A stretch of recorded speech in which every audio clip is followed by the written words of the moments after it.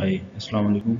I am Rana Awais Mohsin, student of MSCS 4th semester, University of Salcol,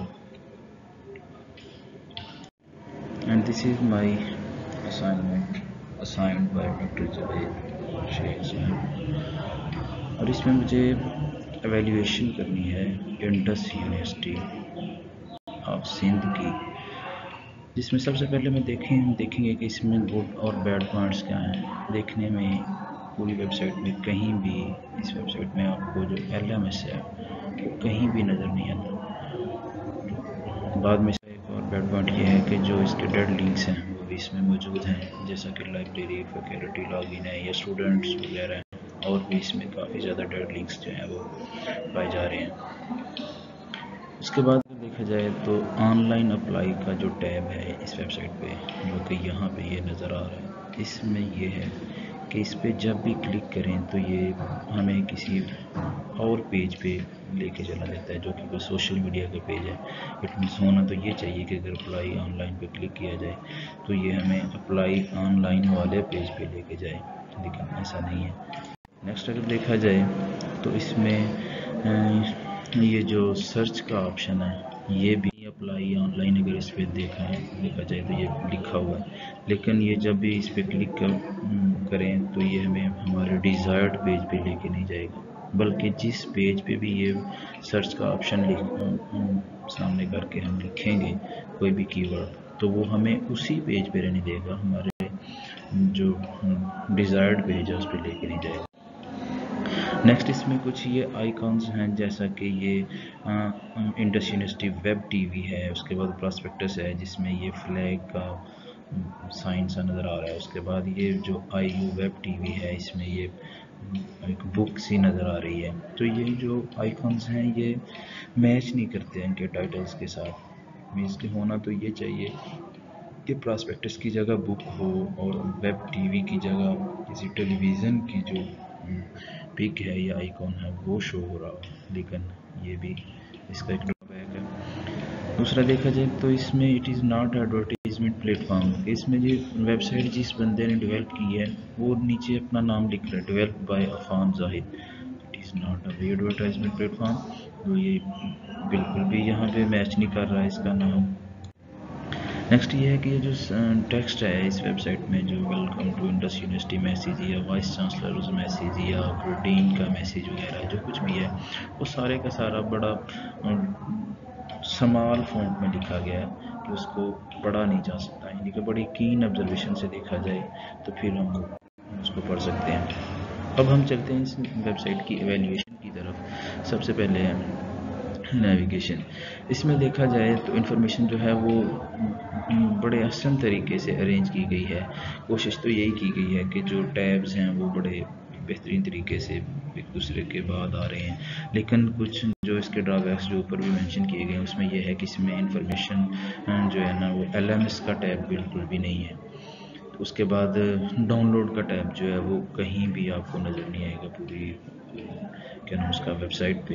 दूसरे number पे university site map जो है वो भी कहीं भी इसमें मौजूद नहीं है, ये भी इसका काफ़ी बड़ा ड्रॉबैक है। उसके बाद ये है कि इसमें कोई भी एक्सटर्नल लिंक नहीं दिया गया। एक्सटर्नल लिंक मीन्स कि आप किसी यूनिवर्सिटी की वेबसाइट ओपन करें तो वहाँ पे आपको किसी और यूनिवर्सिटी की वेबसाइट पे जाना हो तो आप उस यूनिवर्सिटी की उसी वेबसाइट पर भी उसके लिंक्स दिए होने चाहिए, लेकिन ऐसा नहीं है। इवन दो इसमें तो कहीं HEC का जो वेबसाइट है उसकी लिंक भी नहीं दिया गया कहीं पर भी, तो ये भी इसका बहुत बड़ा ड्रॉबैक है। इसमें रिकमेंड यही किया गया कि इसमें कम अज़ कम HEC की जो वेबसाइट है उसका लिंक ज़रूर होना चाहिए।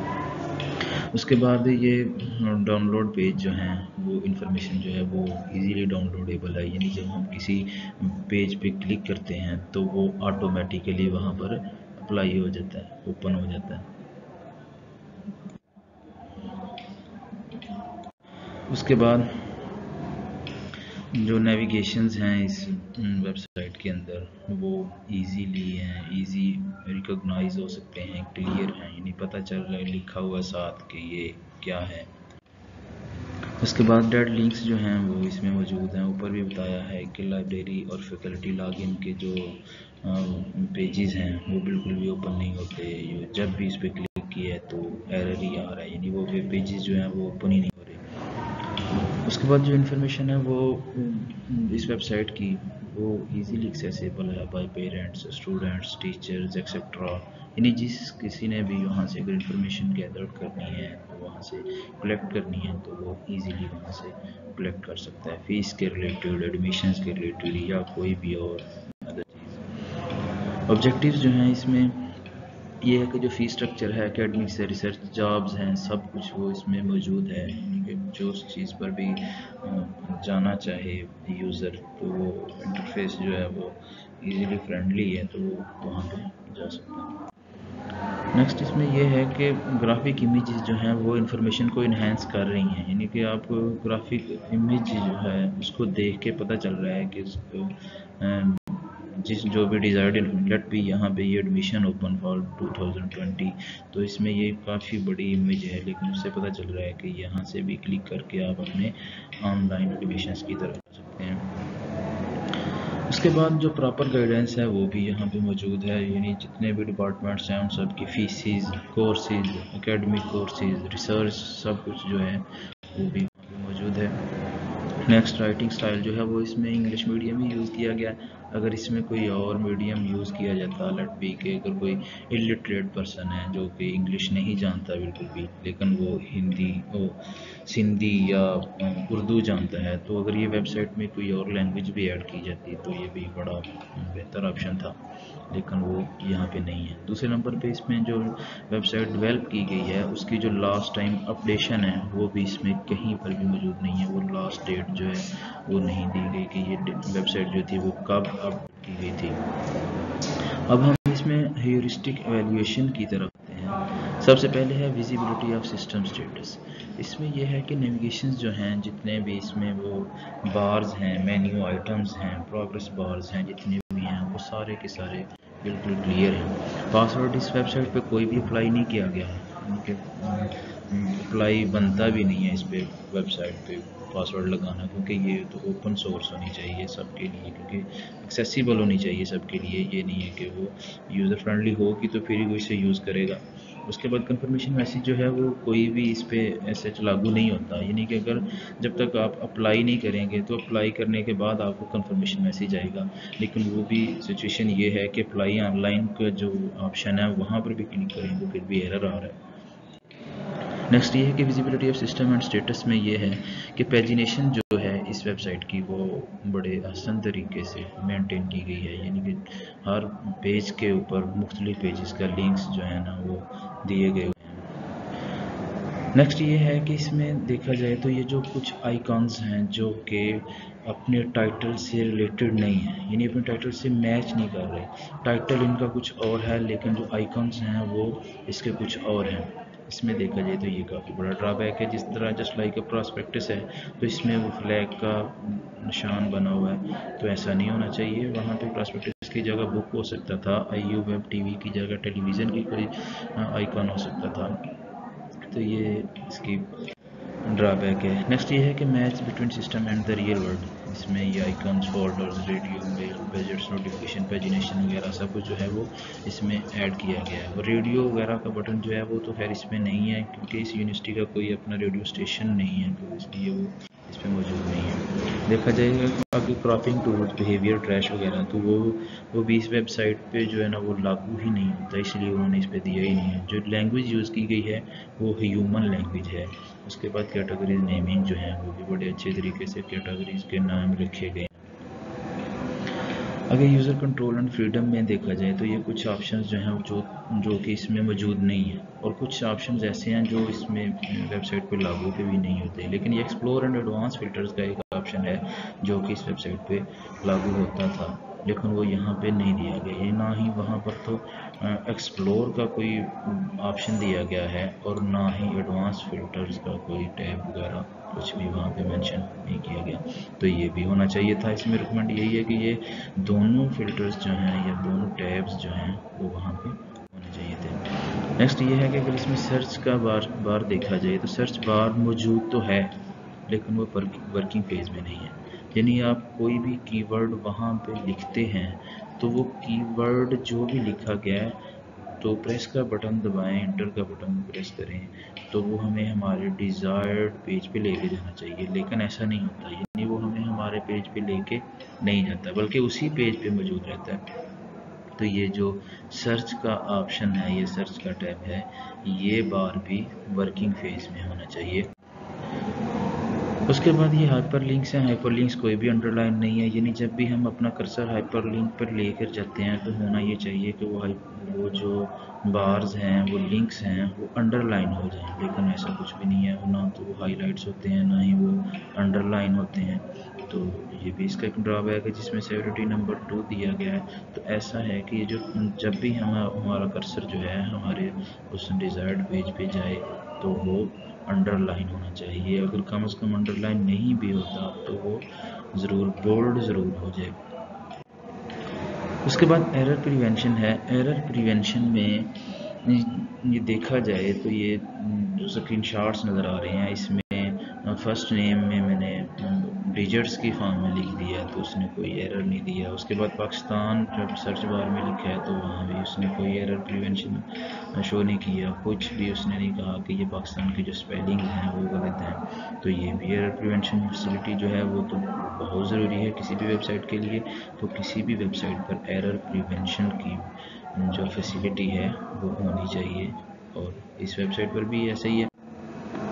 उसके बाद रिकॉग्निशन रेदर देन कॉल है। तो ये जो पॉइंट है, ये जो फंक्शनैलिटी है वो इस वेबसाइट पे लागू नहीं होती। उसके बाद flexibility and efficiency of use है। तो इस वेबसाइट पे कहीं भी हमें एडवांस सर्च का ऑप्शन जो है ना वो इस नज़र नहीं आएगा। यानी सर्च का ऑप्शन तो है लेकिन एडवांस सर्च से मीन ये कि अगर कोई बंदा कोई स्पेसिफिक चीज़ जो है वो सर्च करना चाह रहा है, कोई डिज़ायर्ड चीज़ उसकी ऐसी है कि वो बहुत ज़्यादा फिल्ट्रेशन में नहीं जाना चाह रहा, तो फिल्टर्ड शुदा इंफॉर्मेशन गेट करना चाह रहा है, तो उसके लिए उसे एडवांस सर्च का ऑप्शन मुहैया होना चाहिए, जो कि ऐसा नहीं है। तो ये है कि जहाँ इस वेबसाइट पे जो एडवांस सर्च का ऑप्शन है वो भी होना चाहिए। उसके बाद ये है कि इंफॉर्मेशन जो है वो इजीली ब्राउजेबल नहीं है, क्योंकि इजीली ब्राउज हो ही नहीं सकती। यानी कि उसका जो बार है, सर्च का बार, वो तो वर्किंग फेज में नहीं है। यानी आपको जहाँ कहीं भी जाना होगा वो आप मैनुअली ही जाएंगे, आपको अपना कर्सर या आपको ढूंढनी पड़ेगी। आपका जो सर्च बार है वो तो काम ही नहीं कर रहा है, वहाँ पे कोई भी कीवर्ड लिखें तो वो हमें हमारे डिज़ायर्ड पेज पे लेके नहीं जाएगा। तो इस मिस्टेक को भी हम इग्नोर नहीं कर सकते।